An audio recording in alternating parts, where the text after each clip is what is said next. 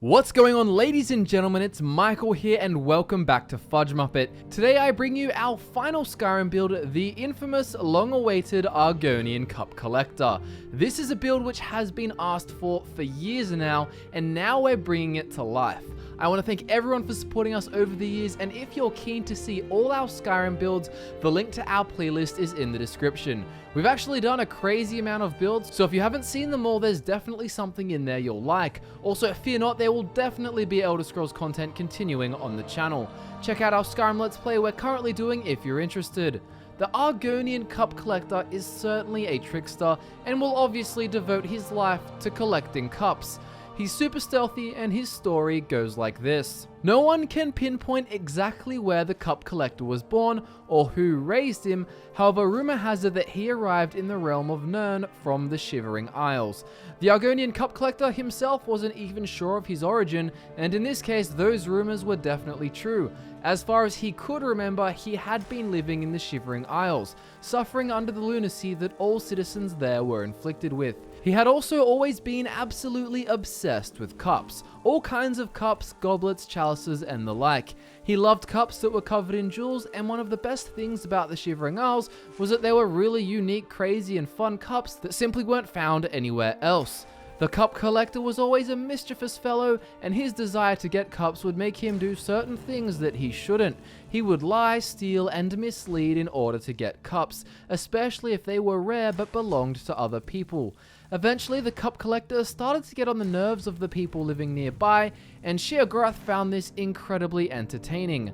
That said, Sheogorath grows bored easily, and over time he decided he wanted more entertainment from the crazy Argonian. He told the Argonian that he admired his cup collection and invited him over for dinner. The Argonian joined him for dinner and drank wine from the most beautiful cups he had ever seen. Sheogorath loved that the Argonian was enjoying the experience and began to recount to him a story of a legendary cup known as the Holy Grail. This cup was said to be somewhere in Nirn, and whoever found it was said to be the master of all cups to ever exist. After leaving the Shivering Isles, the Argonian finds himself teleported to the border of Skyrim, where he is captured and taken to Helgen.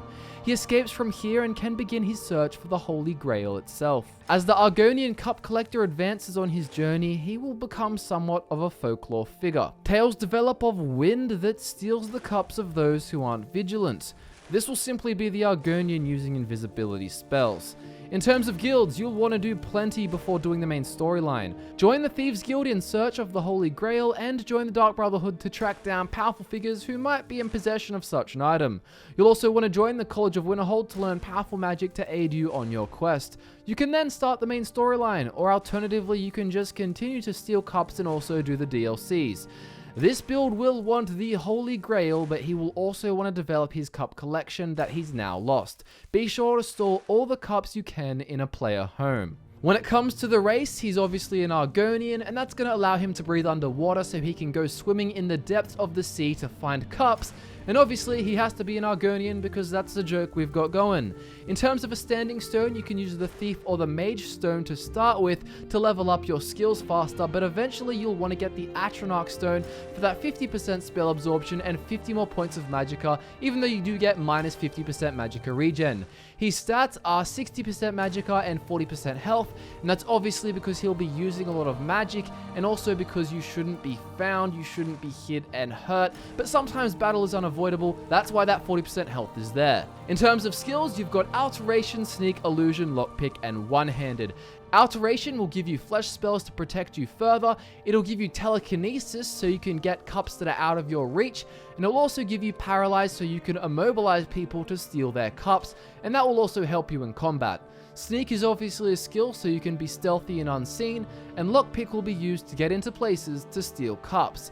Illusion has been chosen so that all your spells, such as Telekinesis and Paralyze, are silent, and also so your invisibility spell is silent, and you'll be using that a lot. You can also use pacify spells to calm people down who find you trespassing. One-handed will obviously be used because we're using a sword, and that's how we'll cause damage, even though this character tends to avoid causing damage and just remain unseen. You can use enchanting, but we're not. We just steal enchanted items that are going to help us reduce our casting costs. But after you've completed all the other skill stuff, you can get enchanting if you like. When it comes to the gear, the only weapon that this lizard carries is a sword. Simply the best sword you can find until you get the Nightingale Blade. You get this in the Thieves Guild storyline, and its effects do change by level, so try to be a decent level before you get it. You don't need to kill people much, as this build is sort of a pacifist and avoids fighting. However, you will need to kill, and you can just use invisibility and then stealth stabs over and over to kill your foes. You can also launch cups at people to damage them with telekinesis, however this isn't going to do a lot of damage. With gear and perks we've chosen, you'll do 12 times as much damage if you use the stealth attacks we recommend. Also, if you have to, you can just use Paralyze and then slash your foes apart. You should have a grasp on spells by now. Obviously, the best flesh spell available, Pacify, Paralyze, Invisibility, and definitely Telekinesis will be used. Armor or apparel will be Veamina's robes for that sick, fruity aesthetic, nice and colorful. Also, Cicero's gloves and boots, and whatever jewelry you want. Find enchanted stuff and wear it. Cicero's gloves are what will double your sneak attack damage. Obviously, this build will work alone, as his cups are his secrets, so no companions required. And that's all, ladies and gentlemen. Thank you so much for tuning in, and thank you immensely for enjoying all our Skyrim builds. Again, our Skyrim build playlist link is in the description, as is our perk link as always. Follow us on Snapchat to keep up with what we're doing and have fun stealing lots of cups. It's been Michael with another Skyrim build, and I look forward to nerding out with you all again.